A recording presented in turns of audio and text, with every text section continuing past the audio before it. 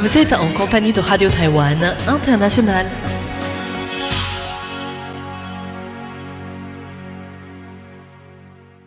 Bonjour et bienvenue sur les ondes françaises de Radio Taïwan International. En ce mardi 30 juin 2026, c'est Floriane Dai qui vous accueille aujourd'hui pour vous présenter le programme du jour. Un programme qui commence avec le journal de l'actualité qui vous sera présenté par Lisa Dufaux. Je vous retrouverai ensuite pour un décryptage qui revient sur une enquête de satisfaction des maires et chefs de comté de Taïwan et l'influence de ces résultats aussi sur les élections qui auront lieu en novembre. Puis Lisa Dufaux reviendra pour la première émission thématique du jour, la revue Asie-Pacifique, dans laquelle elle évoquera la situation en Chine, en Nouvelle-Calédonie, en Papouasie-Nouvelle-Guinée ainsi qu'en Corée du Sud. Et pour terminer avec la deuxième émission thématique du jour, si vous nous suivez également sur Internet, Clément Tricot dans l'émission La Ville en pratique nous parlera du Nangang Pier à Taipei, qui sont donc deux tours comme la porte d'entrée d'un quartier en plein boom. Je vous souhaite une excellente écoute et vous laisse tout de suite en compagnie de Lisa pour le journal de l'actualité dont voici les principaux titres. Le gouvernement taïwanais accuse Pékin de cibler les jeunes taïwanais avec des séjours gratuits en Chine empreints de propagande.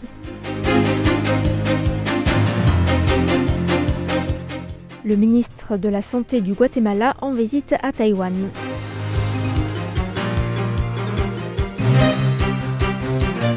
Le KMT propose son propre budget spécial pour la construction de drones.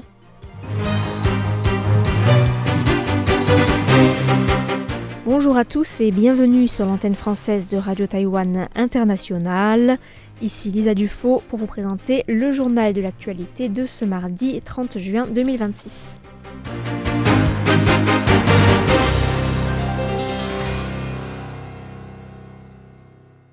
Alors que le 6e Forum interdétroit Sun Yat-sen s'achevait hier dans la province chinoise de Guangdong, le gouvernement taïwanais a alerté sur les objectifs politiques dissimulés derrière cette initiative chinoise à laquelle Taïwan ne participe pas officiellement.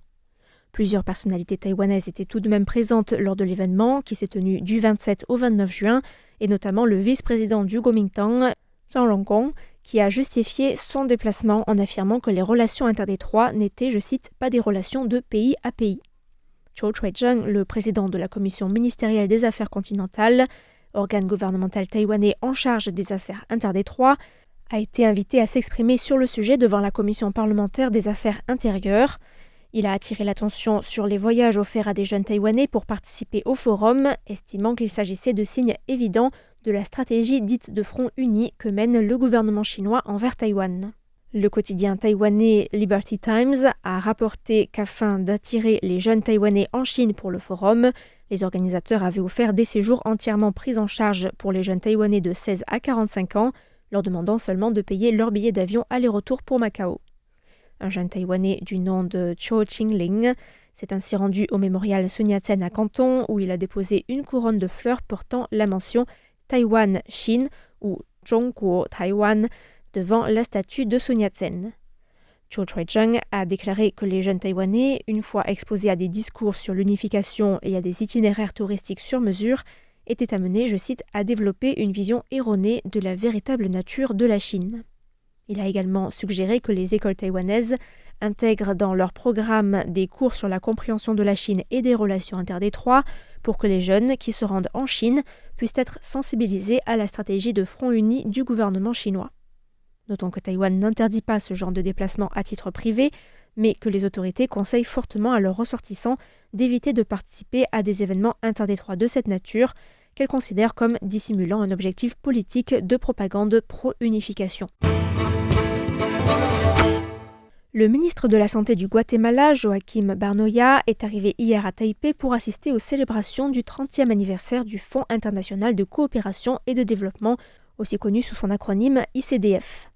La délégation, qui comprend également le vice-ministre de la Santé Edgar Rolando González, a été reçue hier par le ministre taïwanais des Affaires étrangères Lin Jialong, qui a remercié le Guatemala d'avoir plaidé une fois de plus en faveur de la participation de Taïwan à l'OMS lors de la dernière Assemblée mondiale de la santé en mai dernier. Lin Jialong a déclaré que les deux pays avaient obtenu des résultats positifs en matière de coopération dans le domaine de la santé publique et que les deux pays travaillaient actuellement sur le projet de construction d'un hôpital spécialisé dans le cancer et le projet de renforcement du système de prévention du cancer du sein qui vise à améliorer les capacités de diagnostic et de traitement du cancer dans le pays.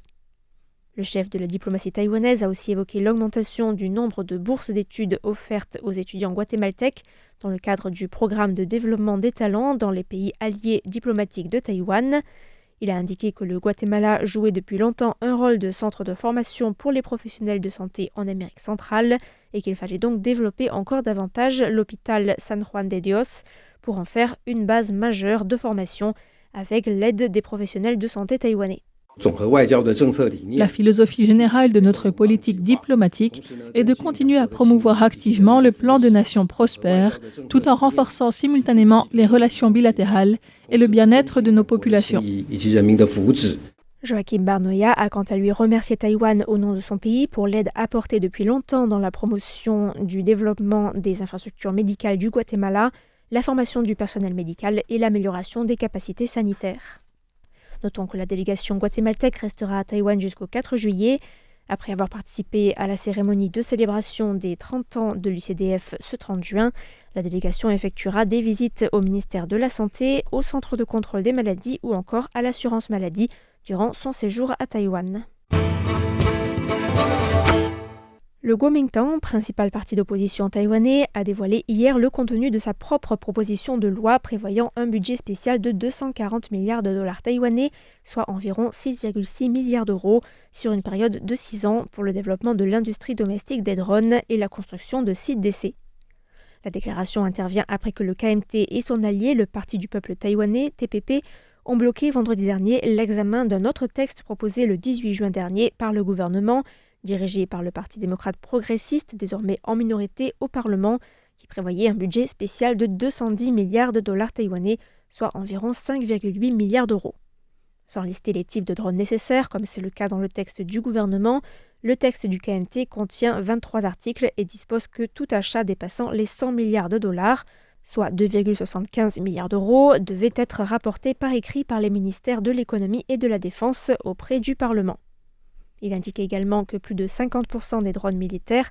doivent être produits de façon domestique, un taux qui passera à 80% 4 ans après l'entrée en vigueur de la loi. Le ministère de l'économie devra proposer des incitations et des subventions aux fabricants et coordonner des investissements conjoints entre le privé et le public. Enfin, la version du KMT prévoit que les sites de production des drones devront être répartis au minimum dans 3 collectivités locales différentes. Le ministre des Affaires étrangères des îles Marshall, Kalani Kaneko, est arrivé hier à Taïwan à la tête d'une délégation et à l'invitation du gouvernement taïwanais. Pendant son séjour, qui se prolongera jusqu'au 3 juillet, le chef de la diplomatie de cet État insulaire du Pacifique, qui figure parmi les derniers alliés diplomatiques de Taïwan dans la région, doit rencontrer le président taïwanais Lai Ching-te et plusieurs membres du gouvernement. Il doit notamment s'entretenir avec le ministre de l'économie pour discuter des projets de coopération bilatérale et participer à un banquet organisé par le ministre des Affaires étrangères taïwanais Lin Jialong, lors duquel seront évoquées les orientations futures de la coopération entre les deux pays. La diplomatie taïwanaise a déclaré dans un communiqué que Taïwan et les îles Marshall entretenaient une amitié profonde et coopéraient étroitement dans différents domaines, et notamment en matière de résilience économique, d'autonomisation des femmes, d'énergie propre, de santé, d'éducation ou encore d'infrastructures. Kalani Kaneko a déclaré que depuis l'établissement des relations diplomatiques, les deux pays avaient toujours cultivé un esprit de partenariat fondé sur des valeurs partagées, le respect mutuel et des avantages mutuels également. Il a aussi assuré que l'amitié bilatérale restait solide et que son pays continuerait de soutenir fermement Taïwan et sa participation active au sein des Nations Unies et d'autres organisations internationales, en mettant en avant l'expertise et l'expérience de Taïwan. Le ministère de l'Éducation a organisé aujourd'hui un séminaire sur la prévention des violences sexistes et sexuelles à l'Université nationale des arts de Taïwan. Des responsables d'établissements d'enseignement supérieur étaient invités à discuter des mesures de soutien mises en place sur les campus suite à l'entrée en vigueur de la loi sur la prévention contre le harcèlement, entrée en vigueur en juin 2022, ainsi que des défis posés par l'intelligence artificielle. Li Yanli, responsable des violences domestiques au commissariat de police de Da'an, a partagé son expérience et expliqué comment fonctionnait le mécanisme de signalement sur les campus et les procédures d'intervention policière, ainsi que les points clés de la coopération entre les établissements universitaires et les forces de l'ordre. En mars dernier, le ministère de l'Éducation a publié des lignes directrices pour la gestion des cas de harcèlement dans les établissements d'enseignement supérieur, qui stipulent que la priorité doit être donnée en cas de signalement à assurer la sécurité des victimes et à les aider à conserver les preuves en vue de poursuites. Outre les dispositifs de recours interne et de soutien psychologique, les établissements peuvent également informer les victimes qu'elles peuvent porter plainte auprès de la police et demander un avertissement écrit ou une plainte pénale. Le séminaire a également invité Fang Lianxuan, professeur agrégé au département de journalisme de l'Université nationale Zhengzhi, à évoquer les risques liés au deepfake, engendrés par le développement des IA génératives et les stratégies de prévention et de réponse que peuvent adopter les établissements. Après un rachat en 2023 par le groupe taïwanais Uni-President, maison mère de President Chain Store, l'enseigne française se retire définitivement de Taïwan. Comme cela a été dévoilé ce matin aux membres de Carrefour sur l'application de l'enseigne, les hypermarchés et supermarchés restants prendront ainsi dès demain le nom de Wanjiafu, Prosperity Plaza en anglais, et de Lejiakang ou Uni Prosperity. Les enseignes françaises seront progressivement retirées et remplacées. President Chain Store avait annoncé fin mai dernier que les enseignes Carrefour Taïwan adopteraient un nouveau nom à partir du 1er juillet, sans toutefois révéler le nouveau nom. Le président du groupe a d'ores et déjà indiqué qu'une restructuration de certains hypermarchés serait progressivement engagée afin de mieux correspondre à l'évolution démographique de Taïwan, dont les foyers sont moins nombreux, ce qui oriente naturellement, selon lui, les habitudes de consommation vers des magasins de taille plus petite. Alors que le chapitre spécifique sur la prévention du harcèlement au travail ajouté au sein de la loi sur la sécurité et la santé au travail doit entrer en vigueur dès demain, l'Association taïwanaise pour les droits de l'homme et d'autres ONG ont exhorté le Parlement à accélérer l'adoption du budget de l'État pour l'année fiscale 2026 afin de permettre au ministère du Travail de mettre en œuvre la nouvelle réglementation. La vice-secrétaire générale adjointe de l'association Taiwan Forever, Huang Huiyu, a déclaré que la législation seule ne pouvait pas résoudre le problème du harcèlement au travail, mais que l'efficacité du texte dépendait de la volonté politique et notamment de la capacité des entreprises à dispenser une formation adéquate et du gouvernement à mettre en place un mécanisme de contrôle externe efficace. Huang Huiyu a appelé le gouvernement à intensifier ses efforts de prévention et de sensibilisation, à promouvoir activement la formation sur le lieu de travail et à renforcer les moyens d'inspection du travail pendant la mise en œuvre du nouveau texte. Par ailleurs, les associations ont demandé au ministère du Travail de s'assurer à ce que les plus de 800 000 travailleurs étrangers originaires d'Indonésie, du Vietnam, des Philippines ou encore de Thaïlande, venus à Taïwan dans le cadre d'accords bilatéraux, ne soient pas oubliés dans la mise en œuvre de la nouvelle réglementation et aient accès aux formations et aux mécanismes de plainte en cas de harcèlement. Ainsi s'achève le journal de l'actualité de ce mardi 30 juin qui vous était présenté par Lisa Dufaux. Merci à tous pour votre écoute et à bientôt sur Radio Taïwan International.